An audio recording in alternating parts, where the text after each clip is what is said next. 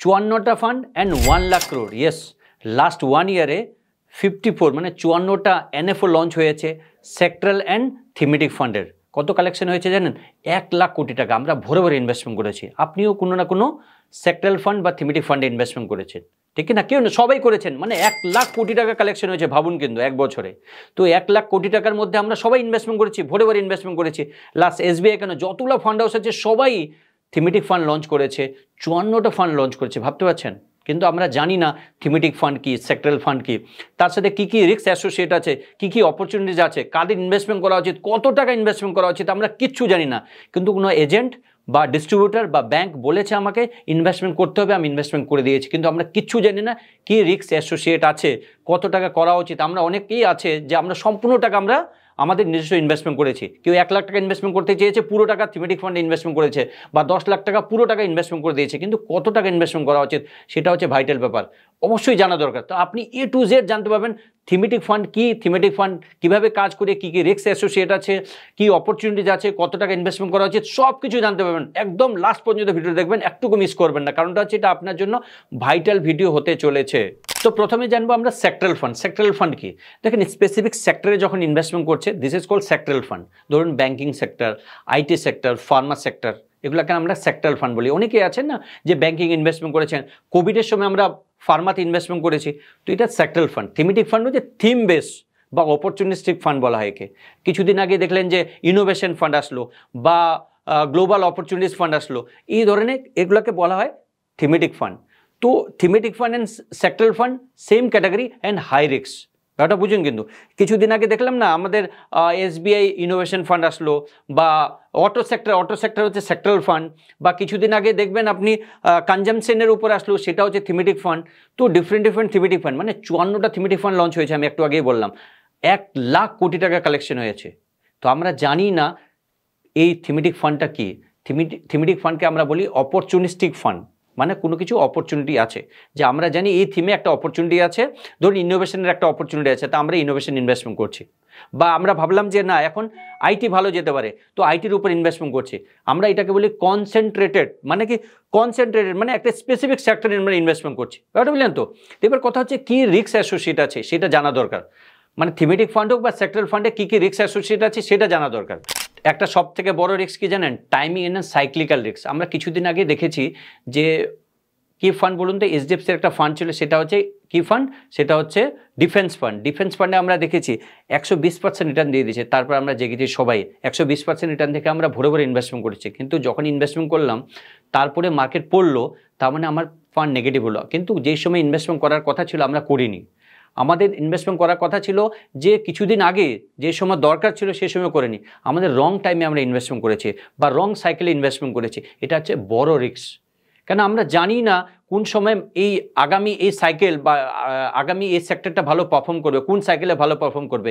এটা হচ্ছে সব থেকে বড় রিস্ক। আমি যদি থিমেটিক ফান্ডের কথা বলি না, থিমেটিক ফান্ডে যদি একটা থিম ভালো করে কাজ না করে তাহলে আপনার টাকা নেগেটিভে যেতে পারে। একটা কথা সবসময় মনে রাখবেন, যখনই আপনি থিমেটিক ফান্ড বা সেক্টরাল ফান্ডে ইনভেস্টমেন্ট করছেন না, লং টার্ম ইনভেস্টমেন্টের দরকার। এটা হচ্ছে বড় রিস্ক। আপনি চাইলেন যে না আমি 2 বছর 3 বছর 4 বছর টাকা বের করে নেবো, নাও হতে পারে, কিন্তু পারফর্ম নাও করতে পারে। ওই থিম হতে পারে যে 7 বছর 8 বছরে পারফর্ম করছে, বা ওই সেক্টর হতে পারে যে 7-8 বছরে পারফর্ম করছে। আপনি দেখুন না যে কোভিডের আগে ফার্মা সেক্টর পারফর্মই করছিল না, 3-4 বছর 5 বছর ধরে কোনো পারফরমেন্স করেনি, কিন্তু কোভিডের সময় দারুণভাবে পারফর্ম করলো, ডবল দিয়ে দিল টাকা। কিন্তু 3-4 বছরে যারা স্টে করেছিল, 3-4 বছর ধরে যারা স্টে করেছিল তারা গ্রোথ পেয়েছে। যারা স্টে করে রাখতে পারেনি, টাকা বের করে নিয়েছে, তারা তো গ্রোথ করতে পারেনি। তো এটা একটা বড় ব্যাপার যে আপনি কতদিন স্টে করছেন। লং টার্মের জন্য স্টে করতে হতে পারে যদি আপনি থিমেটিক ফান্ড বা সেক্টরাল ফান্ডে ইনভেস্টমেন্ট করছেন। এটা একটা বড় রিস্ক। এবার যদি আমি অপরচুনিটির কথা বলি, দেখেন হাই গ্রোথ পটেনশিয়াল, মানে আপনি অনেক টাকায় গ্রোথ পেতে পারেন সেটা। বাট আরেকটা কথা মনে রাখবেন, ট্যাকটিক্যাল অ্যালোকেশন আপনি করতে পারবেন। আপনি বলুন আমি ট্যাকটিক্যাল অ্যালোকেশন করবো বা কনসেন্ট্রেটেড অ্যালোকেশন করবো, আমি স্পেসিফিক একটা সেক্টরে ইনভেস্টমেন্ট করতে চাই। আপনি বলেন যে এই সেক্টরটা এখন ফার্মা সেক্টর ভালো চলবে বা আইটি ভালো চলবে, বা আপনার একটা থিম আছে যে ইনোভেশন থিম ভালো চলবে, আপনি জানেন, আপনার কাছে ইনফরমেশন আছে, সেই ক্ষেত্রে আপনি কি করবেন বলেন তো? আপনি ওই সেক্টরে যদি ইনভেস্টমেন্ট করেন তাহলে কনসেন্ট্রেটেড ইনভেস্টমেন্ট হলো আপনি প্রপার ওয়েতে গ্রোথ পেতে পারেন। ধরুন আপনি কোনো একটা ডাইভার্সিফাইড ইকুইটি ফান্ডে ইনভেস্টমেন্ট করলেন, সেখানে ওই সেক্টরের অ্যালোকেশন খুব কম, কিন্তু আপনি যদি স্পেসিফিক ওই সেক্টরে ফুল টাকা ইনভেস্টমেন্ট করে দেন, মানে ফুল টাকা মানে যত টাকা করা দরকার সেই টাকা ইনভেস্টমেন্ট করলে আপনার গ্রোথটা বেশি হতে পারে। তো হায়ার গ্রোথ পটেনশিয়াল আছে, বা ট্যাকটিক্যাল অ্যালোকেশন বা কনসেন্ট্রেটেড অ্যালোকেশন করতে পারেন, এটা একটা বড় ব্যাপার।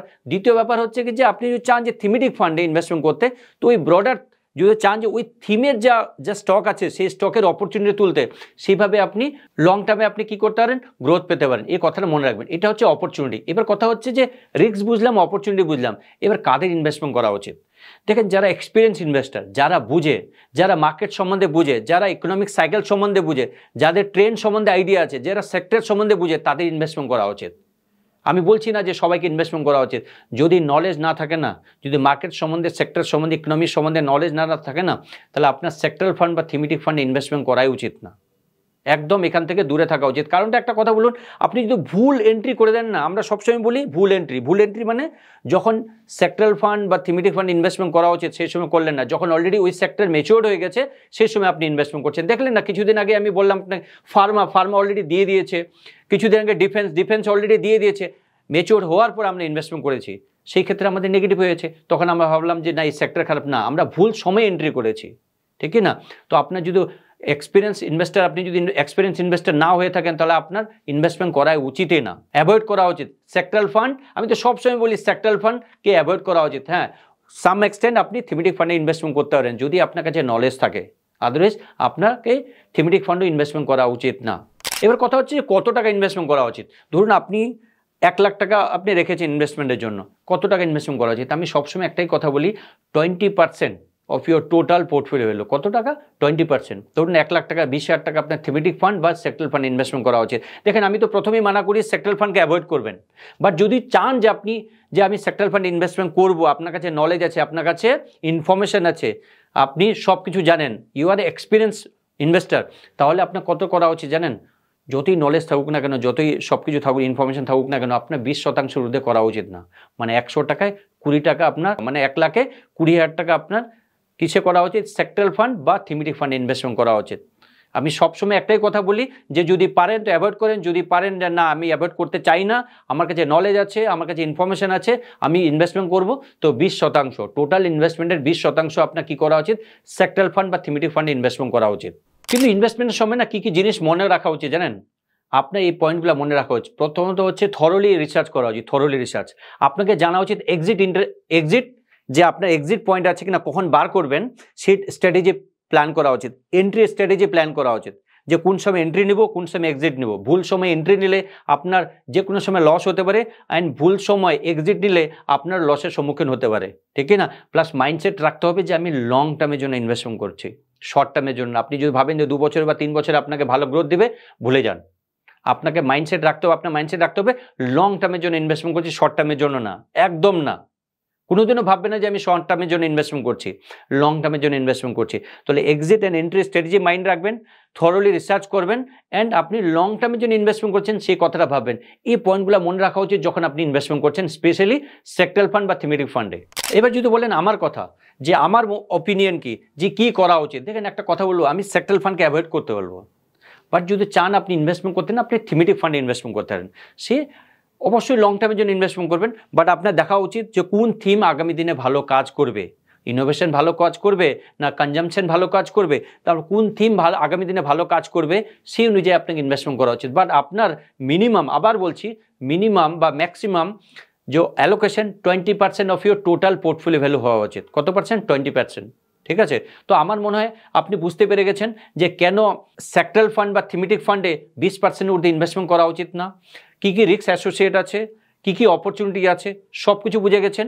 সবাই বলেছে বা বলছে যে ইনভেস্টমেন্ট করুন, সেই অনুযায়ী ইনভেস্টমেন্ট করবেন না। আপনার রিস্ক ক্যাপাসিটি দেখুন যে আপনি হাই রিস্ক টেকিং ক্যাপাসিটি আছেন কি না, তবে ইনভেস্টমেন্ট করবেন, আদারওয়াইজ করবেন না। তো আমার মনে হয় ভিডিওটি ভালো লেগেছে। যদি কোনো কোয়েরিজ থাকে আপনি লিখে জানান, আমি প্রত্যেকটা কোশ্চেন অ্যান্সার দিয়ে দেবো। অ্যান্ড আমার এই ভিডিওটিকে ভালো লাগলে লাইক বাটনে অবশ্যই ক্লিক করবেন, আর আমার চ্যানেলকে সাবস্ক্রাইব করা না থাকলে এখনই সাবস্ক্রাইব করুন, কারণটা হচ্ছে আমরা প্রত্যেক সপ্তাহে একটা এই ধরনের ইনফরমেটিভ ভিডিও আপলোড করি। So thank you for watching this video, thank you.